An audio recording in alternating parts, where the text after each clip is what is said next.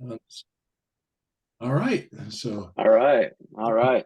Well, good morning. My name is Richard Grant. As Randall said, I'm with Equity. Randall and I go way back before I was even with Equity. Randall, do you remember the days when we were at Denny's for our RIA? And oh, sometimes it was just me and you that showed up for the yeah, meeting, you know? long time ago. Yeah, so probably what, I don't know, 2009, 2010, something like that. So in 2014, I got licensed in California and Utah. And so I've been with Equity ever since. I'm a licensed broker in California and an agent here in Utah.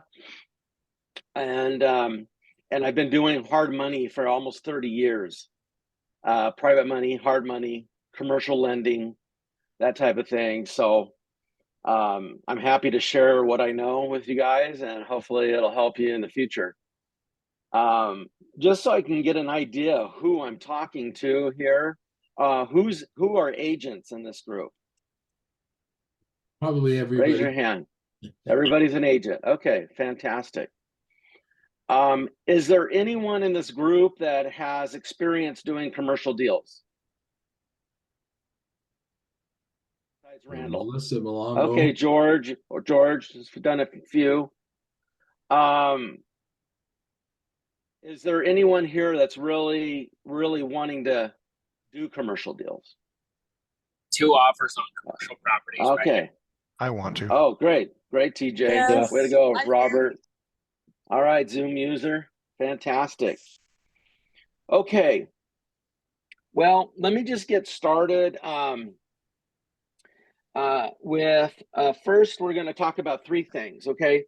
First, we're going to talk about the type of commercial deals that lenders fund, okay? And then that way it'll give you an idea what to start looking for, what to keep your eye out for.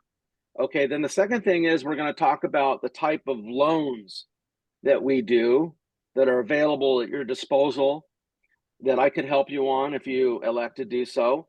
And then third is we're going to talk about some commercial structuring of the contracts, because that's really the most important part of the deal. And anybody here has done any wholesaling at all? Yep. Randall, Yes. any commercialing? Okay. Or anybody that does fix and flips on residential properties? Anybody here for that? Yep. Okay, besides Me. Randall. Okay, Skyfish, iPhone. All right. One of the things that I've always noticed through time is really people just don't know how to structure the contracts. It can save them a lot of money and time if they did. So that's one thing that I hope that we'll spend the most time on today is structuring these contracts so that it gives you the opportunity to bring less money in, maybe not borrow as much money, get banks type rates from the sellers and things like that. And Randall, I know you'll be able to help me with this because this is a joint effort between you and I, so please feel free to chime in anytime. Okay. Sure. So the commercial type of deals that we fund, I have them listed here, are multifamily, most popular, mixed use, mobile home parks, office retail, office, self-storage, light industrial, and warehouse. What are a couple of things that stuck out in your mind that are missing off this list right now? Anybody? Hotels? All right. Hotels are off this list. It's not that they can't be done, but ever since COVID, the lenders really pulled out of the space, and there's just a handful of lenders in the US that'll even touch hotels at all.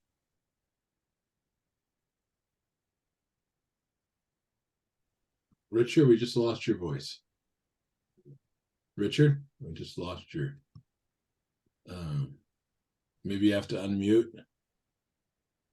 Somehow, I don't know how I got muted. That was weird. That was weird. Okay. Okay, I'm unmuted now. So hotels are off the list. Now, that doesn't mean that they can't be done. Recently, I had a phone call for a 60-room hotel that was down in, mid Utah in a small town, and it's worth $1.5 million, and they only needed to borrow $500,000. Is that a loan that we would turn down? No. We ended up making that loan for 11% interest and 4 points for 1 year. And in the meantime, they'll try to get the property sold. Is there anyone in here that owns multifamily? Besides Randall. All right. Is there anyone that's looking to get multifamily? I am. Okay, Robert, there is a ton of financing available for multifamily properties. All right, so let's go ahead and talk about the type of loans that we do. As you can tell with private money, it's an asset-based loan. And the way that it's calculated is we just look at the as-is value of the property, and then we come to a value, and then we go to the loan to value of that number. So in this case, let's say it was $1.5 million property, and we came to the determination that we would lend 50% on the property. We could go to a loan as high as $750,000. Is 50% typical? Yeah, it's pretty typical right now in the commercial space. Are you seeing that, Randall, at all right now in commercial? About 50%, 55%? I haven't seen. I mean, I didn't think I haven't seen it that steep, I guess is what I'm saying personally. Okay. But Well, a lot of the private changing quite quickly, so it's hard to say. Yeah. Yeah, exactly. So right now, the private lenders are really scaling back on their commercial. They're very, very hesitant. It's got to be an absolute screaming deal. Somebody's got to have skin in the game to do this. And the highest that I've seen any type of approval right now is maybe 60 to 65 max. But, that's going to be on a multifamily property that, somebody's putting a significant down payment on for a hard money bridge loan. But most of you guys really don't need to do bridge loans on multifamily. There's so many other long-term 3, 5, 7-year options available for financing. But it does require credit and all of that. So if you're going to, let's say, buy an apartment building and you want to fix it up,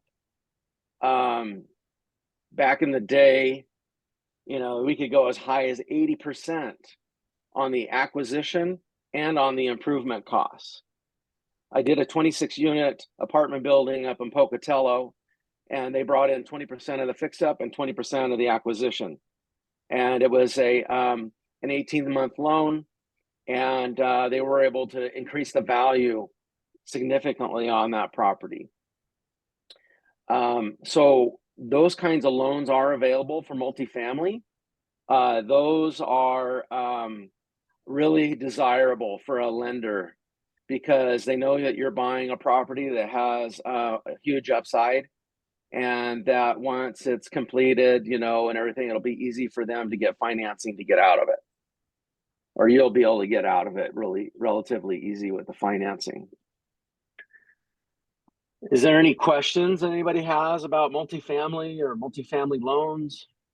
So maybe just a quick explanation that, when it stops being residential, moves to multifamily. Oh, okay. You Okay. know. So multifamily begins at 5 units and above. 1 to 4 units is considered a residential loan. So any type of 3-plex or 4-plex. But once you get into the units that are 5 and above, it's considered a commercial loan. Now there is a kind of a no man's land as far as commercial loans go, and where that really begins is what we call small balance commercial. Now, a lot of lenders classify that as $2.5 million and below, but I'd really like to tell you that it really is to $1 million. Anything less than $1 million is small balance commercial, and there's just not a lot of longer term investors available for anything less than $1 million. And so, for example, if you're buying properties over $1 million, it'll be much easier in the commercial space for you to get financing. And that falls in with the multifamily, the mixed use, mobile homes, the office, retail, self-storage, light industrial, warehouse. If I had to rank the bottom ones on that list, the ones that are not doing very well, in my personal opinion, are the retail and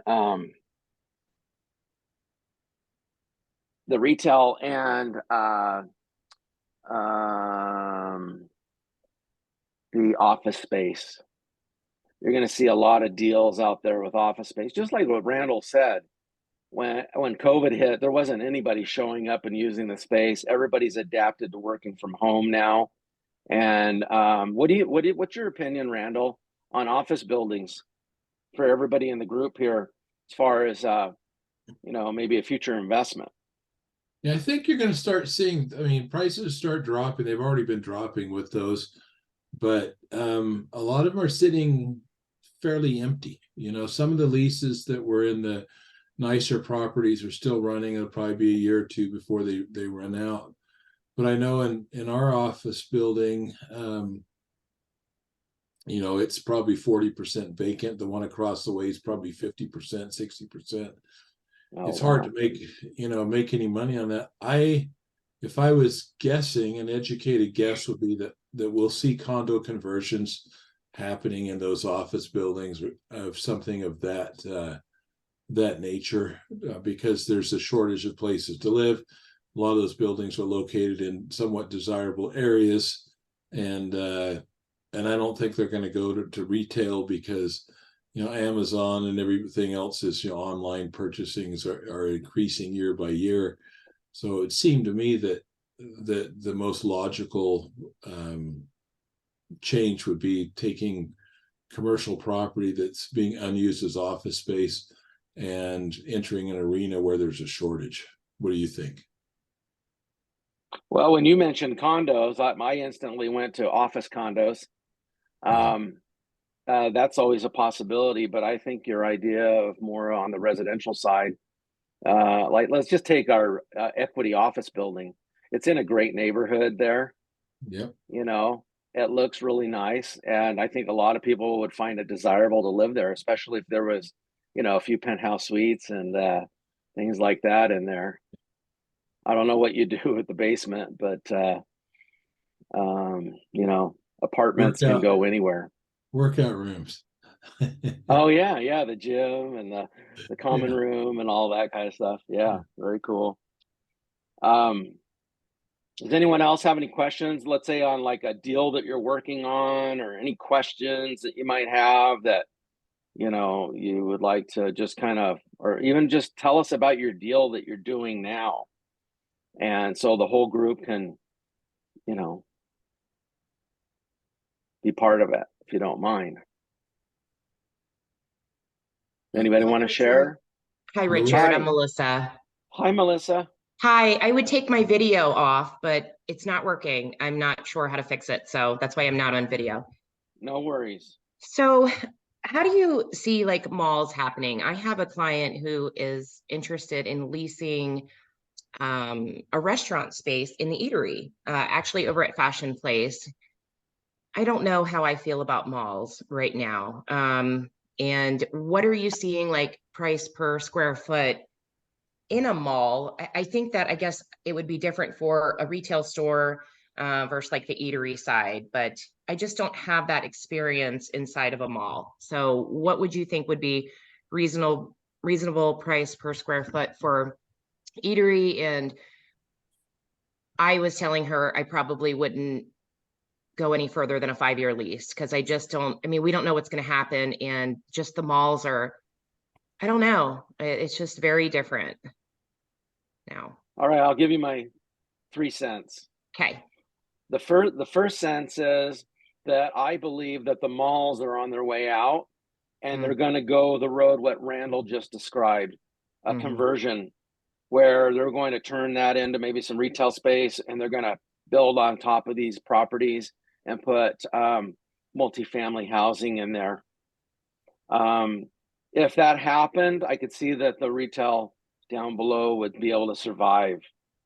My second cent is that I'm not an expert in the mall space at all. And so I don't really have any answer for you as far as on the price per square foot. But I would be extremely cautious. Yeah. I don't know if I would even sign a 5-year lease if it were me.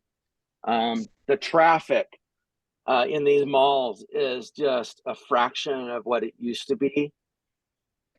That's what I And thought. so Yeah. I think they might be better off doing a food truck where you can move around. Yeah. I live in Kaysville near Layton, Mhm. and we have 2 large multifamily projects going in the area that I'm not a part of. I'm not financing them. I didn't sell them or anything like that. But there's been a gentleman who makes fantastic tacos that's taken advantage of that, parked in the Smith's parking lot, and the place is just packed every day. And you wouldn't get that in a mall. I'll just tell you that. I thought so. On Saturday, I was in Southtown Mall and and we went into the eatery midday and it was just like, it almost seemed like a ghost town. And Yeah. I just thought about my client and we've looked at other retail spaces, but it's just, yeah, it's a little tough right Yeah. now. Unless it's like a Sure. flex space. Yeah. I mean, flex space is leasing out, actually leased one this morning. But flex is the way to go. I mean, it's super cheap, price per square foot. They get a little office space in there and they can do all their, I guess, e-commerce and storage, right? Yeah. Yeah. Yeah. Okay. So that's what if it was me and I was going to start up some kind of an eatery, I'd probably go to a food truck, Okay. or I would find some little just, hole in the wall that's easy access in and out that you could use. That's a retail site. Right. Here in Kaysville, we have this right off the 200 North access. There is a place where it had a Domino's Pizza. And the Domino's is no longer there. They moved into a new space down the road a little bit, but it has lots of parking. And for somebody like your friend, I mean, that might be a perfect spot for them to have something. It's got lots of traffic, and in my opinion, it's a premium space. It does need to be, cleaned up and things like that, but it would be excellent space for that. Right. Anybody else? Mhm. Go ahead, Melissa. Sorry. Thanks, Richard. No, she just wants to be like in Salt Lake County, and so I've found plenty. I'm in Davis County as well, but it's just down there to find like a little, like you said, a little hole in the wall, standalone little building would be great for her. But we're still looking. Yeah. But thanks for that, Richard.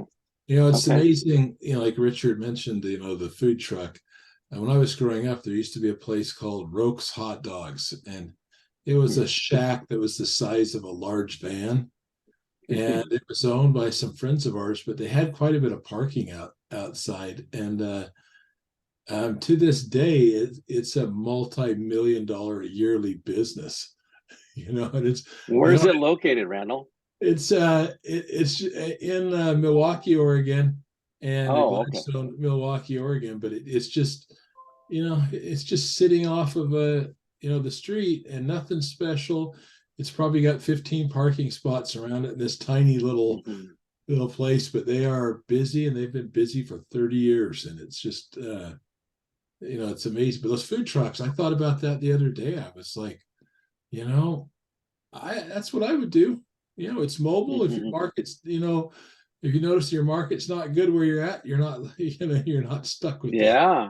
Well, it's like the world's famous corn dogs. Who's seen the world's famous corn dog trucks? Yeah. Okay, these guys, they have several locations. They move around every day to some new location. One of them is up here in Layton. And they do really well. I mean, they do really well. I went down to spring training in Mesa this last year. I went to the Angels stadium there.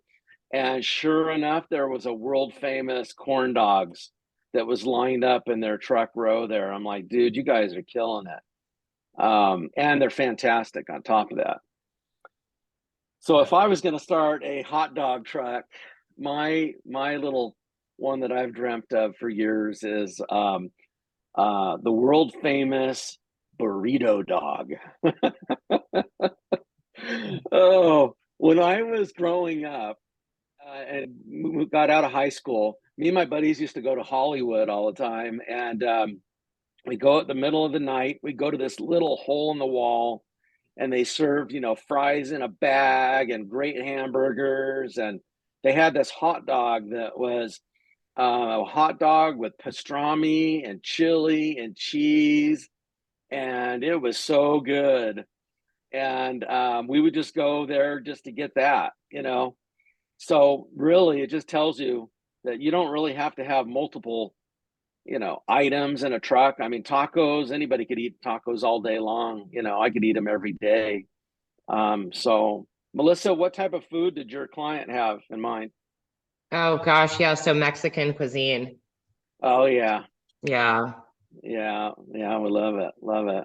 So, Yeah. all right, One well, of let's move off the trucks. And I would say Randall, one did you- thing that's good to realize is that the commercial is very flexible. What might be something one day is something a whole other business the next. And the real opportunities often lie in seeing what the next thing is going to be, return, etc. So I had a guy call me about some commercial property. He's waiting to see what the family wants to do. I talked to Melissa about it a little bit, but it's out in Weston Valley. It's on a corner though, and I can't remember, is it 22nd or 27th West, but it's a Arby's franchise. And these people have been renting that spot, a prime location out there.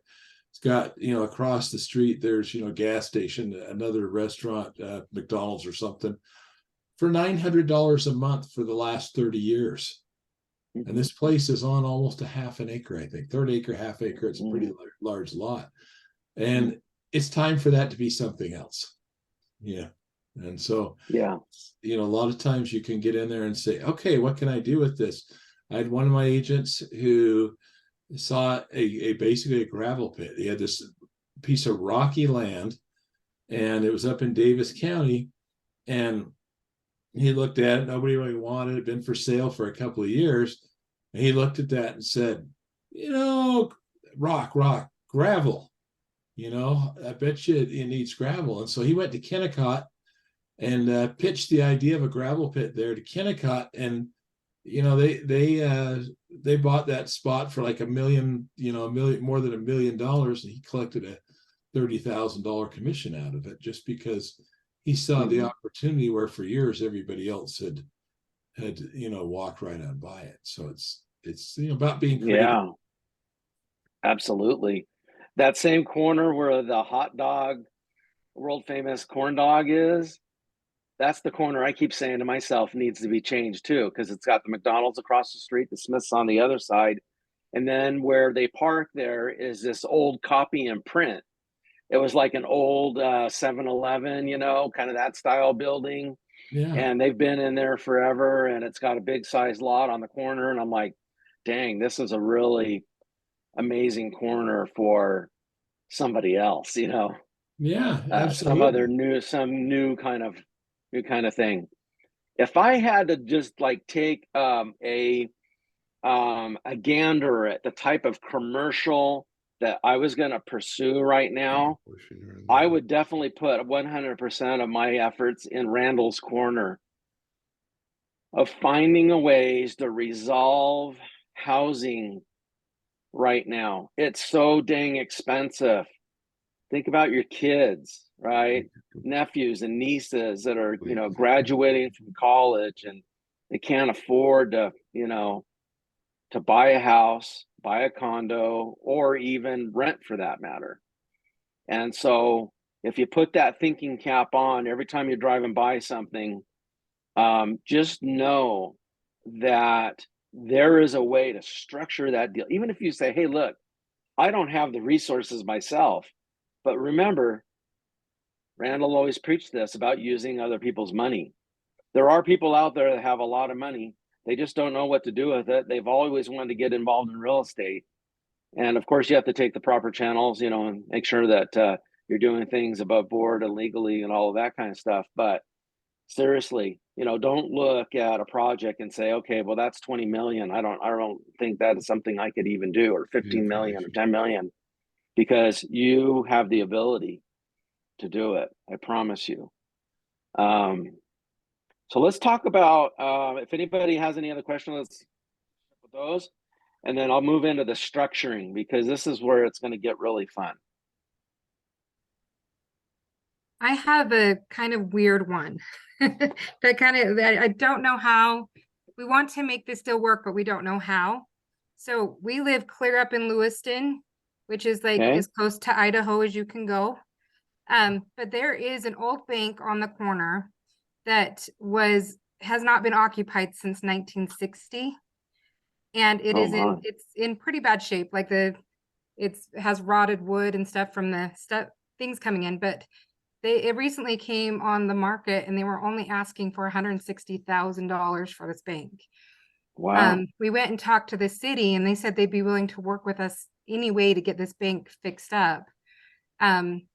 But as we talked to, and we even tried to make a seller financing deal, but as we talked to the city some more, we found out that it has absolutely no utilities. And in fact, it was built before the sewer system was built in Lewiston. So we have to go under a main highway through the state to add the sewer in and all of those things. So that's where we're having the problems, is finding the money to do those major repairs and not necessarily the seller financing. So how do we go about that? The hard money people we talked to had a hard time lending on it because it is a kind of rural town. And they were saying banks weren't lending on commercial right now. So we were going to turn it into a mixed use where it has apartments upstairs and either a restaurant or a gym downstairs. So Nice. that's kind of our thought Nice. process on it. Well, Stephanie, that sounds like an amazing property and an awesome opportunity.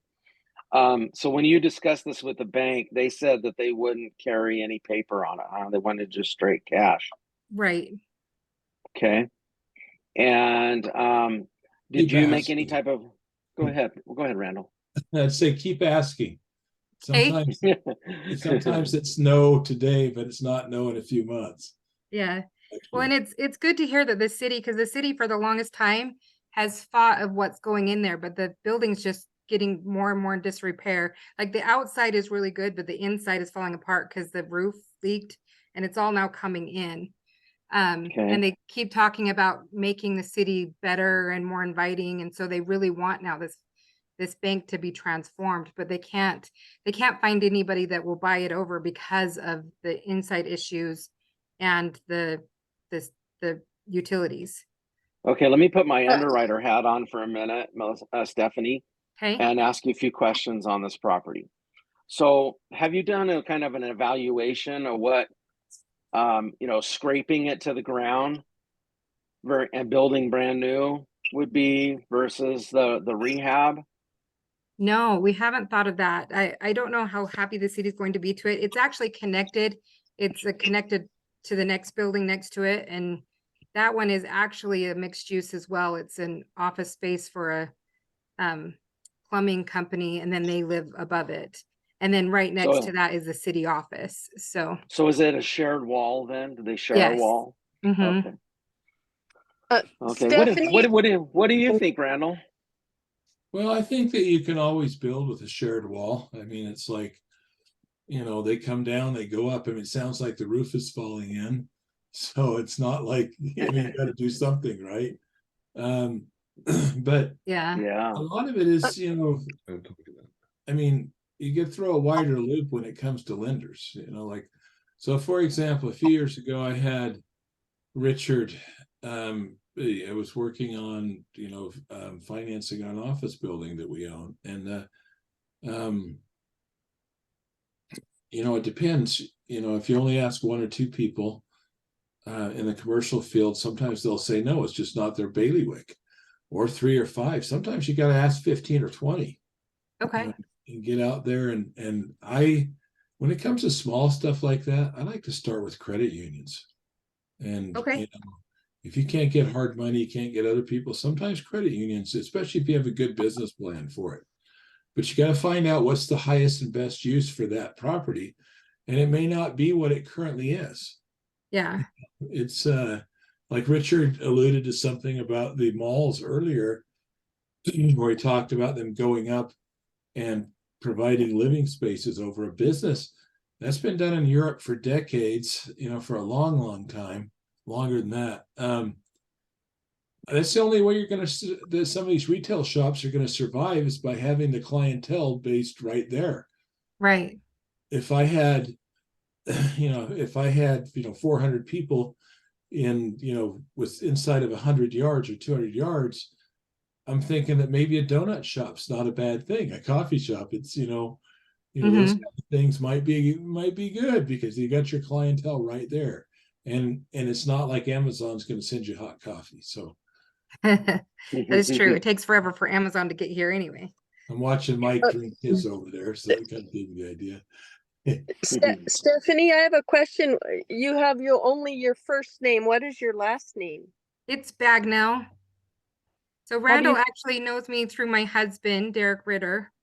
So he has done multiple flips. They own lots of properties in the past. I'm new to this because he used to be married to Lisa Barris. Yeah. And so Oh, we're recently married. Yeah. So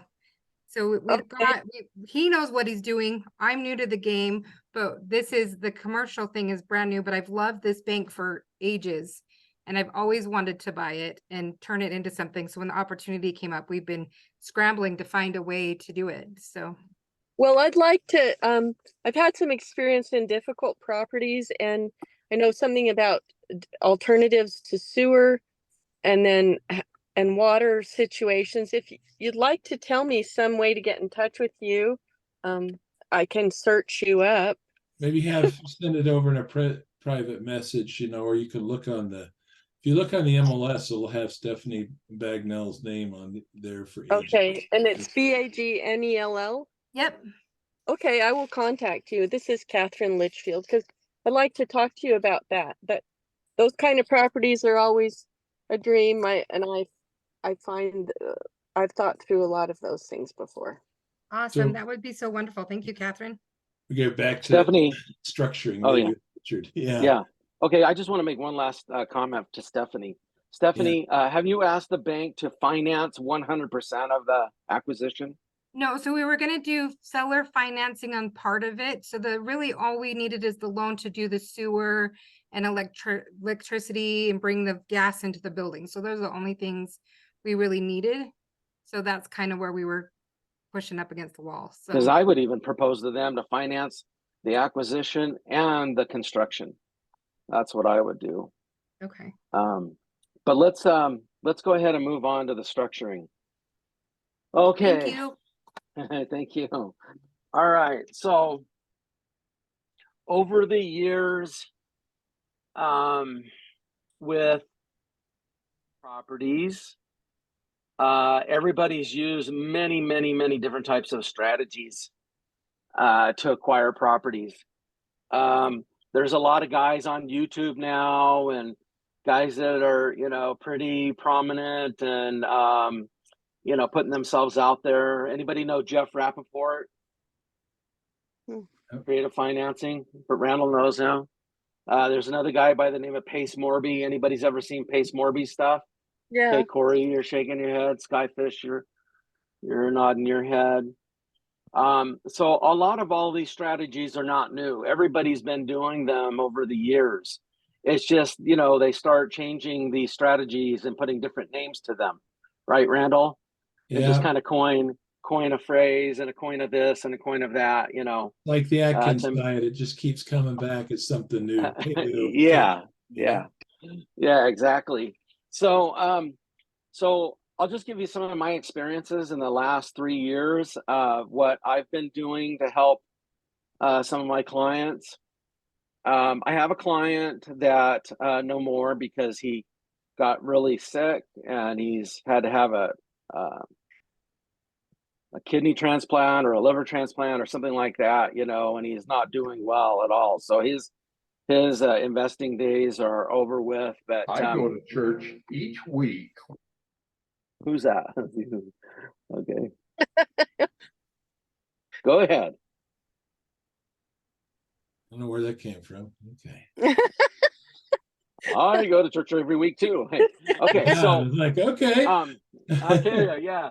So what he was doing was he was buying assisted living facilities and rehabilitative care centers. So his thing was he liked luxury real estate. He would go in and acquire these properties, and then he would staff them and furnish them and put his people in there and start to operate a business like that. So I'll tell you one of the deals that I did in Arizona that was on an assisted living. It was a $2.5 million purchase. And since I'm not licensed there, I had to use the listing agent as a referring, broker. But we put the deal together, and this is the way that we structured it. We structured it with so on assisted living, you have the business and you have the real estate. Well, the business side of it was about 800,000. So let's say 2.5 million and minus 800, that put us at $1 million, $1.7 million. Okay. So now the real estate portion of it was $1.7 million. So then what we did is we went 50% purchase on the real estate and had the seller carry back 50%. So 850,000. Then we took that second and had him carry the business in that. So it was a separate note. So he was carrying 800,000 for the business and 850,000 in a second. Then he went to a private lender and got a new first mortgage, included all of his closing costs and fees and everything in there, and we closed the deal. Now, everybody wants to buy with no money down, right? The one thing you have to make sure is that the property is going to ultimately cash flow, to meet those needs so that you're not running at a negative. But this property was generating close to $40,000 a month in income off of the assisted living. And he felt like there was room for expansion and opportunity to maybe increase the rents. Has anybody here ever done any type of assisted living property before? Anything like that? Randall, have you had experience with that? Yeah, a little bit. My cousin has run a number of those, and my uncle actually worked for the largest assisted living company in the U.S. And so it depends on the state, and the regulations on the state, but those can be very, very lucrative. Even we've got one down the end of the street from where I live in Sandy that it's been there for a long time, but they took a house, and I think they have maybe six people living in it. But that house would rent for maybe, I don't know, $3,000 a month, and they're probably making $15,000 a month using it for assisted living. Yeah, absolutely. There's definitely money in it. There's no doubt about it. So what was unique about that deal was that we structured it so that he didn't have to have any kind of cash come in to even buy the business. We separated it out and then added it to the note, the seller finance note. Now, there's a little problem with this sometimes. Okay, so think about this for a second. If I could bring you a deal where we were buying let's say a single family property at 500,000, and we had the seller carry 250,000, and all you had to do is get a loan for 250 and bring in the closing costs. Who wouldn't do that, right? Everybody would do it. Well, now that the market has slowed down, the lenders are resistant to this now. They're not wanting to see 100% what we call combined loan to value, CLTV, on the property. They want to have at least, a down payment of some sort on the purchase side, even off of the $250,000 loan amount. Is there anyone here that's done 100% financing and got cash back at the close? Anybody that's done that before? Me? Besides Randall. So Just did one Do you line. mean cash back from a seller or cash back from a hard money lender? well, it's a little bit of both. So I'll describe it and I'll tell you kind of how it was done. The deal was structured the same way with 50% seller carry and a 50% loan. But they have to do it in a few different steps. So for example, let's say you bring in 10% down to buy the property. Yeah, Jeff, go ahead. I think he just, it was an accident. Okay. We mute him. Go ahead. Okay. So the way that they had to do this was that the seller carry ended up being a kind of a separate loan with its own escrow and everything. And so when they came into close, they borrowed some, what's that called again? When you get somebody to put up the down payment for you, Randall, what's that term for it? A straw buyer? No, it's Down oh, payment man. assistance? Yeah, it's a down payment assistance. It's just an investor that says, hey, look, I need transactional funding. That's what it's called. Yeah. So basically, they had to borrow the transactional funding and close that deal. So they brought in the transactional funding. They borrowed a little more on the loan to cover the closing costs, to be able to pay back the transactional funder and do all these things, right? And then, so basically it ends up being closed as two separate transactions. You close the first, the buyer comes in, puts the down payment down, they close it, he takes title to it. Now the second transaction is just a second mortgage loan with the seller. And so all the funds get held in escrow at that point, and then they close the deal and that kind of thing. So that's one way to do it. It's getting harder and harder to do it that way at closing. So the next strategy that I'd like to tell you about is what Pace Morby calls the Morby method. Is anybody familiar with it? Corey, are you familiar with it? Morby method?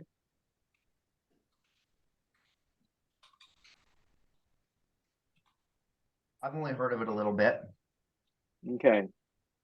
This is the one that I talked to you a little bit about, Randall, where we use the mezzanine style financing. So let's say you find a commercial property that you want to buy, but it's, like your situation, Stephanie. So this is going to apply to you, okay? It apply to you, not with a bank, okay? Because the banks aren't flexible. So it has to be with an individual seller.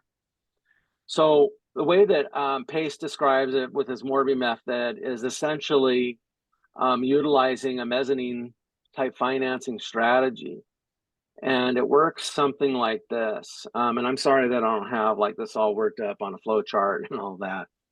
But essentially, let's say we'll just take a $100,000 property, okay? So you're buying the property for $100,000. You know that you can get a private money loan on it for at least 70%, right? So now, you're buying this from the property, and the seller is wanting that big 30% down, because you try to talk to him in 100% financing, or maybe just taking a small amount or carrying the whole note, but you just can't get him over the edge to do it because he's got some predetermined project or something that he wants to do with the 30% down. So what you do is you go get your loan for the 70%, and then you negotiate with the seller. Say, look, I know you need the 30%, but really I can only give you maybe 15%. And this is how I'm going to secure you. So the mezzanine style security is not carrying a second, because the lenders aren't going to like seeing a second behind them, right? They don't want to do 100% financing. So what you do is you bring, and Randall, I know you'll have a name for this, but you bring the seller into the LLC with you, and you secure him in the LLC. That's the buyer of the property. Has anybody ever done that before? Yeah, we've done it with trust. Okay, done in trust.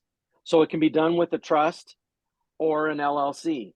So you have an agreement within the trust or the LLC to bring the seller in there to give him a security. So he's joint with you as joint owner of the property until you are able to pay him off. But this is the way that mezzanine lenders do it in the commercial area, even on large, $10 million, $20 million projects, is they insert themselves into that position so that they're not a junior lien, and they have the ability to take control of the trust or the LLC in case there's a default. And it's a really great strategy. And I would be happy to dig out Pace's video and send it to Randall, and he can shoot it out to you guys, and you can watch it, and it explains how that all works. But this is a way that he gets cash back at a close to fix up the property. So let's say it's just one of those properties that just needs some light rehab and paint and carpet and some appliances and things like that. It's a way to do this with you're not trying to line your pocket and put money in your pocket to do it, but you're just trying to do 100% financing on the property and not have any money come out of your own pocket to do the deal. And I know that he does a ton, meaning Pace does a ton of these types of deals. And so I've done one of those types of deals with the mezzanine financing in California. It was on $1.6 million purchase of a home that needed a lot of work, and that's the way we structured it. And the sellers went for it. And anyway, so this is kind of a new strategy that not very many people are using, and I would highly recommend it because we're coming into that time where loans are going to get tough. If you go back in time, when Randall and I, right at the crash in 2008, 2009, I wasn't a licensed agent in real estate. I was a hard money lender, and I brokered a lot of loans. And I'll tell you what, they just dried up. They dried up, and it was so hard to get financing on anything. So a lot of times there just wasn't the equity available to do it. So what's great about this mezzanine style financing, which is partnering with the seller, is that you can get whatever number you need to get to by negotiating that, right? So let's say your hard money lender says, look, almost I can give you is 50% on this property, right? Well, you can negotiate that with the seller so that you have your, maybe let's say you need 20% for the fix up and 30% to help with the down payment and closing costs and all of that. And that kind of thing, to make it to the point where it works for the lender. And that's one of the keys about structuring these deals, is thinking ahead and thinking, okay, if I'm going to do this and I'm going to get private money, I need to structure this in a way so that it's going to fit their underwriting criteria and make them happy to do the loan, like a no-brainer. It's kind of like that 60-room motel that I told you about down in mid Utah, that it was 30%, 33% of the value. That's a no-brainer. Anybody will do that loan. I had a guy in Salt Lake that has a emissions and a car place and all of that, and thing was worth $1.8 million, and he only borrowed $225,000 in a first trust deed. So the one thing you want to do is just make it really simple for your funding partners to be able to step in and give you the money without even have to think twice about it. Does anyone have any questions? So there's a lot of ways to structure financial transactions. Pretty much the difference between borrowing money from the bank, which is usually pretty similar, it's like their way is, you're going to go come up with your credit score, show all your assets, et cetera, et cetera. But like you mentioned, using the Morby method or mezzanine financing or some of these other things, these can help agents, because right now financing is why people aren't buying property.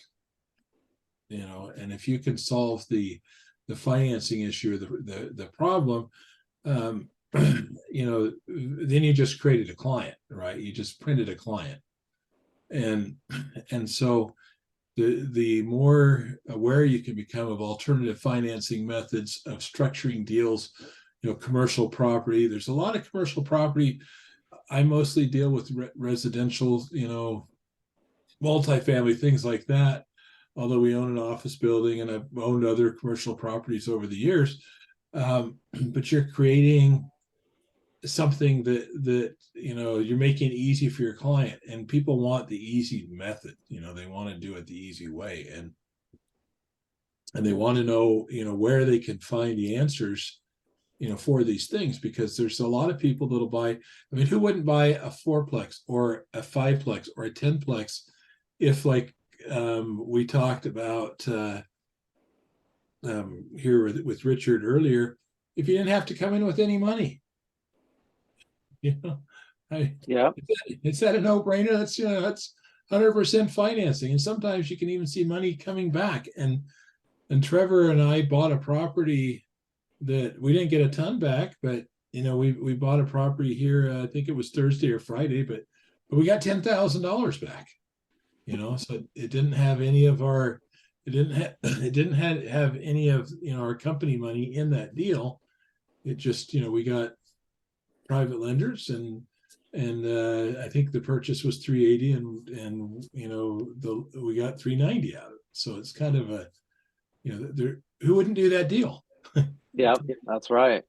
We I'll do just that tell you kind of this. stuff pretty regularly with our hard money lenders, rarely from the seller, because then the seller's bringing in money to close. But we do it really often, where if I'm buying a property that we have a good enough price on, we'll borrow the purchase price, all the closing costs, and get some cash back at closing that we use to remodel.